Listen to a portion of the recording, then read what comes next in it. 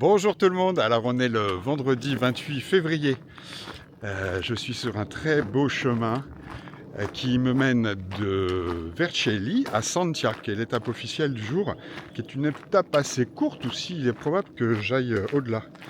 Je vous ai laissé hier soir, j'arrivais à Ropolo.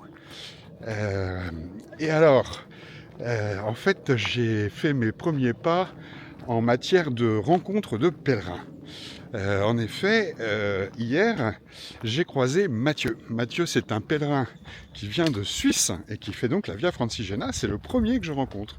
Et j'étais également d'ailleurs le premier pèlerin qu'il croisait, lui aussi. Et le soir, il m'a dit qu'il allait loger à la Casa del Movimento Lento, qui est un hébergement pèlerin que j'avais repéré moi aussi parce que il est tenu par un monsieur qui est responsable de la logistique de toute la partie française de la Via Francigena. Aussi, je me suis dit que ça aurait été intéressant de le rencontrer. Donc j'ai réservé là-bas également. Alors ce monsieur n'était pas là, par contre j'ai retrouvé donc Mathieu. Comme Suisse, il parle français, et donc nous avons pu échanger. Alors là je suis devant quelque chose de très joli, je vous montre tout de suite. Voilà, je sais pas trop ce que c'est, mais le coin est plutôt... Regardez, c'est beau. Hein. Voilà, alors je vais continuer de vous raconter ma soirée. Donc je suis arrivé à la Casa del Movimento Lento, que je vais vous présenter ce matin en images. Et nous avons dîné tous les deux frugalement avec Mathieu. J'ai passé la nuit ensuite dans une chambre partagée où nous étions trois, puisqu'il y avait également un pèlerin italien qui était avec nous. J'ai plutôt bien dormi parce que j'étais crevé, quoi. Les 2 nuits précédentes étaient très moyennes, donc là, à 21h30, j'ai dormi d'une traite jusqu'à 5h du matin, comme une masse. Voilà, donc une bonne nuit, j'ai pu prendre une douche avant de repartir, et puis aujourd'hui c'est plutôt rigolo parce que, avec Mathieu, j'aime bien l'esprit dans le sens où on va se recroiser, mais l'idée c'est de garder nos indépendances et de pas marcher ensemble, de pas passer notre vie ensemble, quoi. Malgré tout, je sais qu'il est devant là, on a échangé nos numéros, et donc on se tient un petit peu au courant de nos avancées et tout ça. Je sais qu'on va être amené à se recroiser certainement aujourd'hui et probablement aussi dans les jours qui viennent, même si chacun garde son rythme et son autonomie. Et ça me plaît parce que hier, avant de réserver, en fait, j'avais un sentiment un petit peu ambivalent, c'est-à-dire de la satisfaction de savoir que j'allais croiser et pouvoir échanger avec quelqu'un qui est sympa déjà, et puis qui vit le même type d'aventure que moi, quoi. Mais aussi le fait de quitter ma solitude à laquelle je suis attaché. Dans cette aventure, ce qui me plaît bien, c'est ça aussi, hein, c'est l'autonomie, c'est d'être aussi en introspection avec soi-même, et donc on peut quitter ça assez vite quand on se met à pèleriner avec d'autres, quoi. Y en a qui pèlerinent pour ça d'ailleurs, hein, c'est tout à fait chouette, mais moi c'est pas trop ma motivation. Donc tel que c'est en train de s'organiser, ça me convient bien. Voilà, sinon l'étape d'aujourd'hui, il y a sans doute moins de choses à voir, moins de points d'intérêt qu'hier, qui était une journée très riche.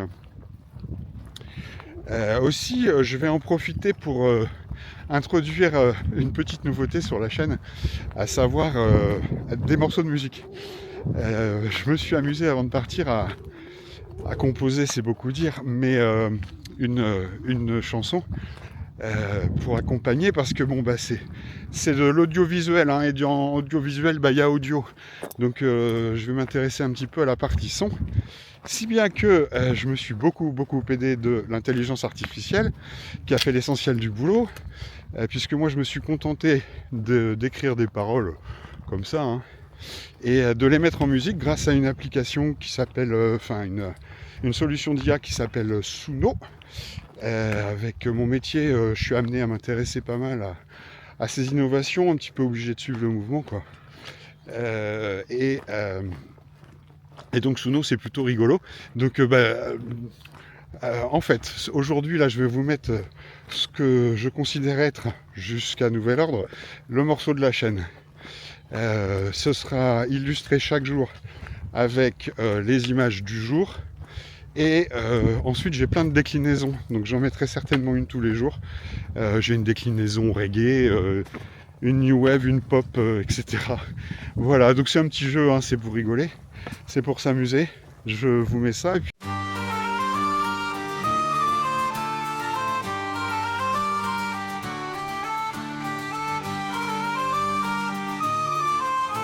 Marcher sur les chemins de Poitiers à Rome, pèlerin, un bateau à la main, un sac sur le dos, un béret sur la tête, traverser les saisons, traverser les régions.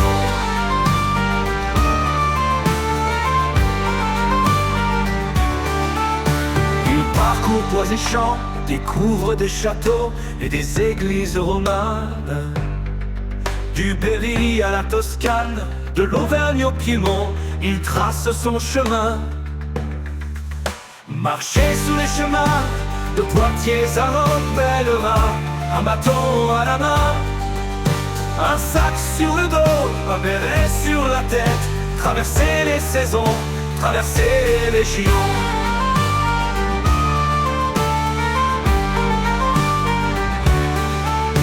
L'année 2025 est sainte et jubilaire, l'espérance nous porte. On prie avec ses pieds, on nettoie ses pensées, on n'est pas vraiment seul, Saint-Roch à ses côtés. Marcher sur les chemins de Poitiers à Rome, pèlerin, un bateau à la main, un sac sur le dos, un béret sur la tête, traverser les saisons, traverser les régions.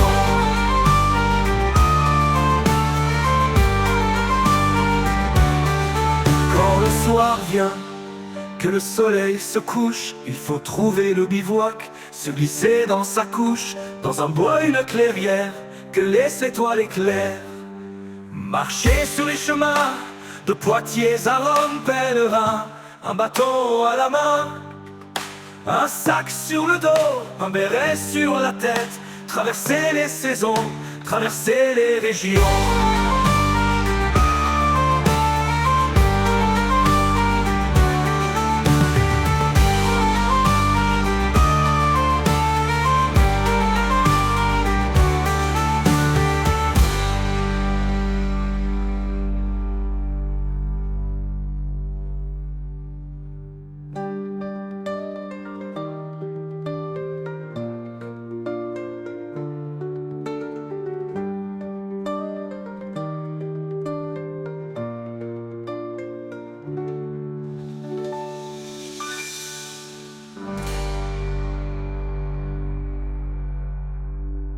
Puis vous me dites ce que vous en pensez. Allez, tchuss. Alors là-haut, on aperçoit le beau château de Ropolo. Et en vis-à-vis, nous avons la Casa del Movimento Lento, avec cette belle porte en bois, ce qui veut dire la maison du mouvement lent. Et donc c'est là que je viens de passer la nuit, c'est un hébergement de pèlerins et de randonneurs. Et pour ce que j'ai compris, ici, il y a deux voies qui se croisent, le Camino di Europa et donc la Via Francigena, évidemment. On accède à la chambre depuis un balcon, et le lieu dispose d'un jardin où on peut se tenir. Et là-bas, on aperçoit le clocher de Ropolo. Je filme la chambre tant que je suis tout seul, donc c'est la chambre blanche, chambre partagée. Donc moi je suis ici, Mathieu, un Suisse, et là, on va dîner tous les deux. Là, il y a Giuseppe, donc je suppose que c'est un Italien, je ne l'ai pas vu encore, qui dort là. Et puis là, il y a une place de libre. Voilà, première expérience de couchage collectif.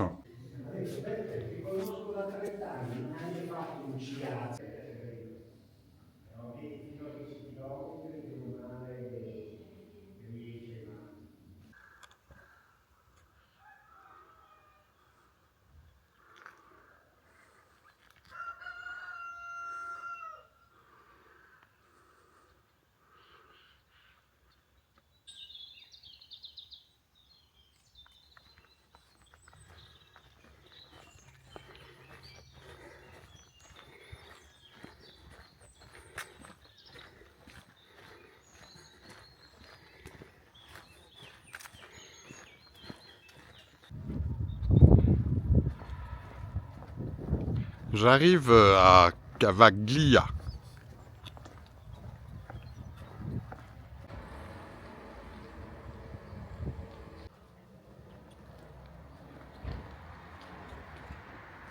Jolie petite église à Cavaglia, l'Oratorio di San Rocco.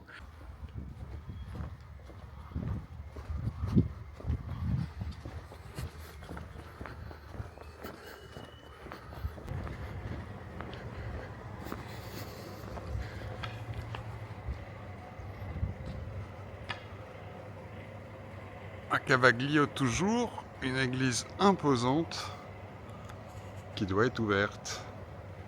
C'est l'église paroissiale Saint-Michel-Archange, 18e, fin 18e, et la façade des fin 19e.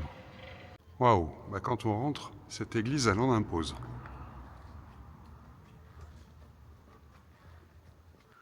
Saint-Michel-Archange. Ah, les volumes sont impressionnants. Je ne pensais pas trouver une église de ces dimensions dans un village aussi petit. Puis on note que c'est une église qui est vivante. Ça se voit, il y a de la vie ici, il y a de quoi célébrer l'office sur l'autel. Il y a des feuilles de chant et des livres de messe et de prière un petit peu partout. On voit que c'est vivant, que c'est occupé. À Cavaglia toujours, il y a un château. Je ne pensais pas voir autant de choses intéressantes sur une ville qui est finalement petite.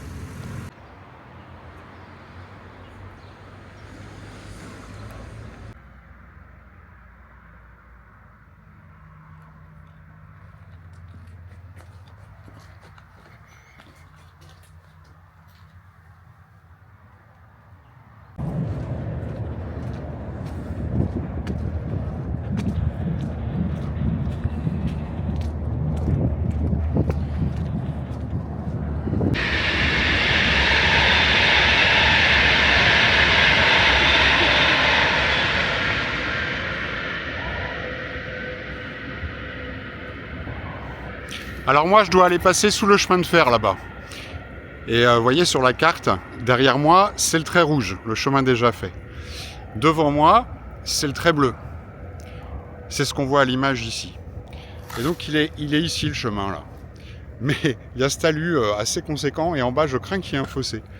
Donc j'aurais voulu couper mais je vais pas m'y risquer. Et donc je vais faire le petit tour là. Allez en avant. Ouais, le moins qu'on puisse dire, c'est que le détour n'est pas bucolique. Alors, un petit quart d'heure et près d'1 kilomètre plus tard, ben, je suis à quoi 10 mètres, 15 mètres de là où j'étais tout à l'heure. Et une fois sur place, je me rends compte que j'aurais parfaitement pu descendre et passer. Ce que je ne voyais pas bien de là-haut, c'est ça, là, et ça se franchit sans problème. Bon, c'est vraiment pas un souci. Le chemin m'attend là-bas devant, on va passer sous le pont de chemin de fer. En avant, marche. Alors ici, on passe sur un pont qui lui-même passe au-dessus d'un canal, le canal des Prétis. Et alors ce que je trouve notable et intéressant, c'est que, et là c'est la margelle du pont, et juste après, là, il y a d'autres petits canaux, un là, un là-bas, là-bas, etc., qui passent au-dessus du canal principal. Donc tout ça là, c'est des canaux qui se croisent. Et on n'a pas fini d'en voir des canaux parce qu'il y a le gros canal Caour ou quelque chose comme ça. Et là, on approche des régions de rizières et qui sont toutes irriguées par des canaux. Donc il y a tout un système. Là, je vois que on va s'approcher. Hop. Vous voyez, il y a des systèmes. Là, c'est à sec a priori. Mais voilà, l'irrigation semble très organisée. Et puis sinon... en termes de paysage, ça commence à devenir monotone. Je pense que ça va être ainsi pour les prochains jours. Allez, direction Santia, où je devrais retrouver Mathieu. On va voir ce que je fais ensuite. C'est la fin de l'étape officielle. Lui, il va s'arrêter là, je pense. On va voir ça.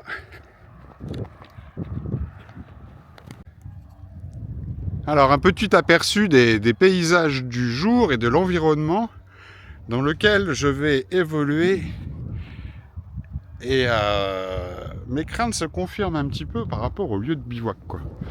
Parce que dans des paysages comme ça, trouver un emplacement pour mettre sa tente alors que bon, c'est pas autorisé en Italie, hein, Moi, je préfère les bois. Parce que là, je peux pas me mettre ni dans le chemin, ni dans les champs. Alors, je sais pas. On va bien voir. Un petit peu de débrouillardise devrait nous sortir de là. Me voilà arrivé à Santia, devant un beau bâtiment ici, et puis cette église qui a un clocher qui semble ancien, une façade beaucoup plus récente. J'irai sans doute découvrir ça plus tard. Là, je dois retrouver Mathieu Plaza di Roma. Je vais essayer de trouver cette place. Oui, ben en fait, je suis Piazza Roma. C'est ici. Et je présume qu'il est à l'Ostello qui est ici. Parce que là, il y a un hébergement pèlerin. Et je me demande si je vais pas y aller aussi. Parce qu'ils annoncent de la pluie pour cette nuit.